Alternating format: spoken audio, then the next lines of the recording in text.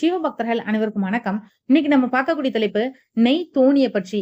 சபரிமலையில 18ஆம் படி ஏறி சித்தர் ஜீவனோட தலைவன் ஆனந்த சித்தன் ஐயப்பனை தரிசனம் செஞ்சதுக்கு அப்புறமா நாம இருமுடியை பிரித்து நெய் தேங்காய ஐயனை நினைச்சு 2ஆ உடைச்சு அதுல இருக்கக்கூடிய நெய்ய திரும்பவும் நீண்ட வரிசையில நின்று மூலஸ்தானத்துல இருக்கக்கூடிய பூசாரி கிட்ட கொடுத்தா அவங்க ஐயப்பனோட திருமேனி மேல ஊற்றி அபிஷேகம் செஞ்சு அதுக்கப்புறமா நம்ம கொடுத்த நெய்ல 1/3 பங்கு ஐயனோட திருமேனில பட்ட நெய்ய நம்ம வழங்கக்கூடிய பாத்திரத்துல நம்ம கிட்ட கொடுப்பாங்க.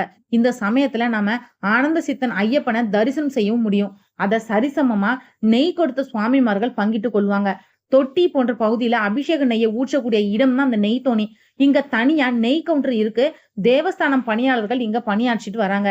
காலம் நேரம் கருதி அவசரமா ஊர் திரும்பக்கூடிய நிலை வந்தது அப்படின்னா, நீண்ட வரிசையில நின்று நெய் அபிஷேகம் செய்ய முடியாத சூழ்நிலையும் வந்ததுன்னா அப்போதான் நெய் தோணி அப்படின்றது நமக்கு ஆறுதல் கொடுக்குது.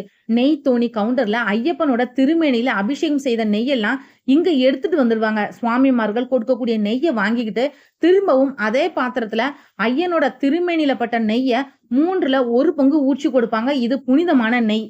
நெய் தோணி எங்க இருக்கு அப்படின்றத பத்தி பார்க்கலாம். ஐயப்பனை தரிசனம் செஞ்சதுக்கு அப்புறமா மூலஸ்தானத்தோட பின்னாடி புறம் நெய் தோணி இருக்கு. இதை நீங்க கவனிச்சு பார்த்தா தெரியும். நெய் தோணி கவுண்டர்ல நெய் கொடுக்கறப்போ நெய் அபிஷேகம் டிக்கெட் கண்டிப்பா வாங்கணும். அப்பதான் நமக்கு அபிஷேக நெய் கிடைக்கும்.